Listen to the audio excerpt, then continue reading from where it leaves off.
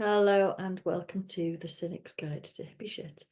So today I am joined by Mark Sidney, and for this episode I'm going to share with you the first episode that I did on the podcast that I released back in 2021.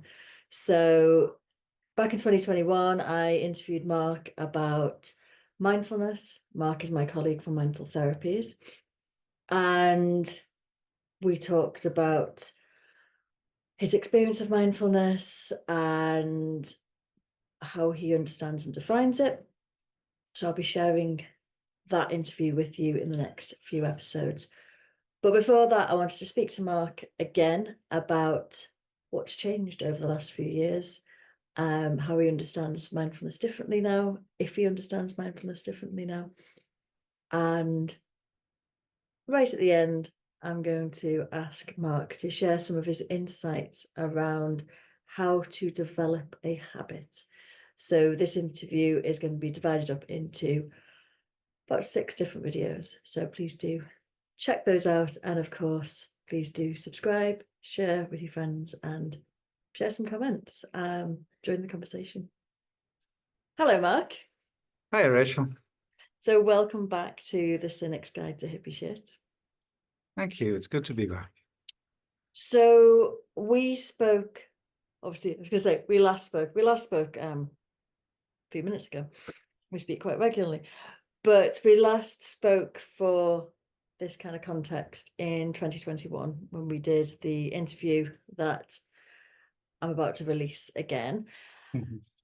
And you had a little watch of it over the last couple of days. What are your thoughts on what you said 3 years ago? What are your thoughts on what's changed for you since then? What's changed in your understanding of mindfulness? It's really interesting because when I was looking back at it, when I was re-listening to it, I was actually pleasantly surprised at how much sense I seem to be making. And if anything, I've forgotten some of the stuff that I was talking about back then, but not totally. I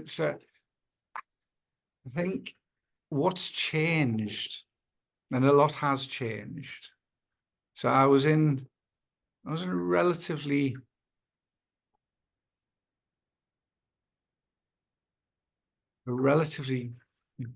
okay place when we recorded that in terms of my Crohn's disease. But not long after we did that recording, I had a flare up which lasted for about, well, just under 2 years. And that had a massive impact on my practice. Um, It was a negative that impact as it was a well. negative impact. Oh, it was definitely a negative impact, and it was a negative impact in a number of curious different ways.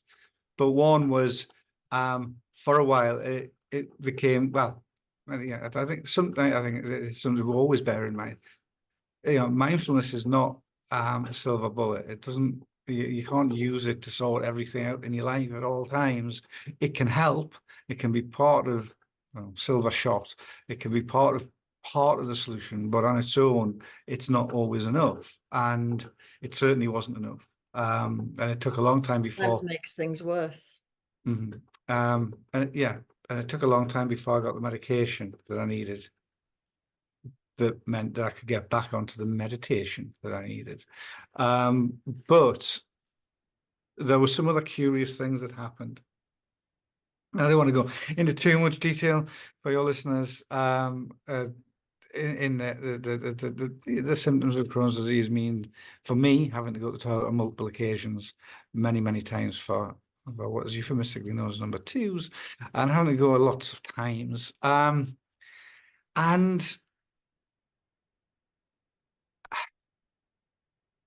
I've been teaching mindfulness for a long time. Well, not that long, I suppose, but relatively long time. And I've been talking about the emotion regulation system, and I've been talking about the threat system.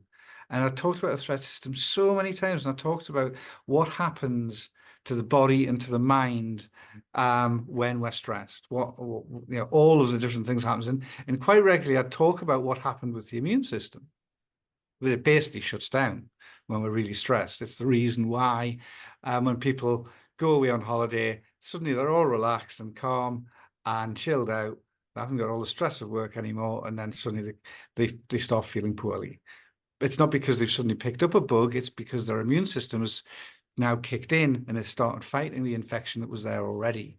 Yeah.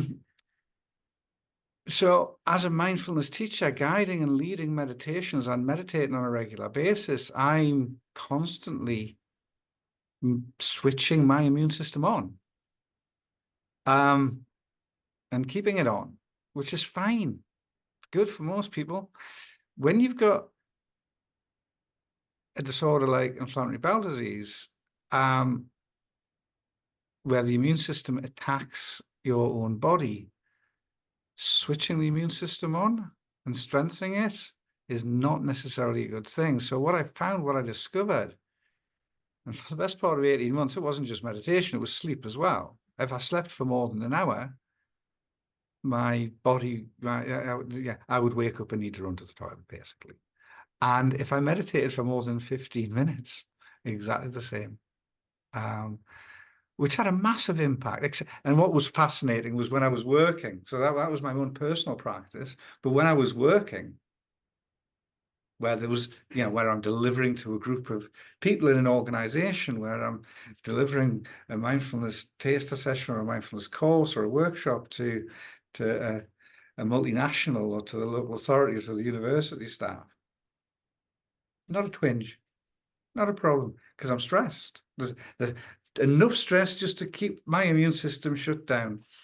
And then after the sessions, though, I would have to, so I had to time things very, very differently. And so, so there's a lot happened in the 3 years since we spoke about it, and a lot happened about my practice. I had a deeper understanding of the immune system and how it works for me. And I'm not saying that's going to be the same for everybody. But yeah, it affected my practice quite significantly. And that's what I, reminding me of, and I think this is something that we didn't talk about 3 years ago, that I think is important to talk about. And you sort of touched upon it before, that it's it's not always the right thing or that it's not always the right time. And sometimes it's not appropriate to meditate. Sometimes it's not appropriate to do mindfulness. I work with trauma quite a lot, and sometimes it's about approaching mindfulness in a trauma informed way, and sometimes that being trauma informed means going, actually, this isn't the right time. As you know, I experienced traumatic bereavement in 2019, and I could not meditate during that time. And I think sometimes we can get caught up in, I should meditate. Meditation is good. Mindfulness is good. It will fix everything. And I think doctors can do this, and well-meaning health professionals can go, oh, go and do some mindfulness. It'll fix it. Sometimes it's just triggering and unpleasant. Yes, definitely. Sometimes it isn't the right thing, or sometimes it isn't the right time. But yes, I think one of the things that I did as a consequence of that, I started exploring it a lot more. Back in the 2021, I don't think I would ever describe myself as a purist in terms of my approach to mindfulness, but I think I was more of a purist then than I am now. I still hold the principles of mindfulness very much in the core of what I do. But I also now, I've been exploring things like Ho'oponopono, which is a Hawaiian conflict resolution technique. I've done a little bit of hypnotherapy type stuff, and I've done a little bit of NLP type stuff. So I've been exploring other things. All the hippie shit. All the hippie shit, yeah. But yeah, and whether that's, and I think some of that's possibly, well, is any of it down to you having this podcast? Possibly some of it might be. But certainly exploring different avenues for me, and then also bringing some of those things into some of my other practice. In my teaching is definitely that's definitely changed a bit over the last. But at the core, I think the things I was saying 3 years ago are still very much the same, and I think there was some some insightful things in there, that some of which I've maybe forgotten a little bit because of what happened in the last 2 years. So it was nice to listen to it again as an objective observer, as much as you can be objective when listening to yourself. But I was kind of pleasantly surprised, and it also reminded me of some things that maybe let slip. And certainly some of my practice at the moment isn't back to what it was 3 years ago. I'm certainly not doing the same amount of formal practice as I was doing 3 years ago. I'm doing a lot more informal. Brilliant. That is a perfect point, I think, for us to pause to end this particular video, because at the end, once everyone's listened to and watched the interview from 2021, we're going to have another chat again, aren't we, about how do we maintain a practice.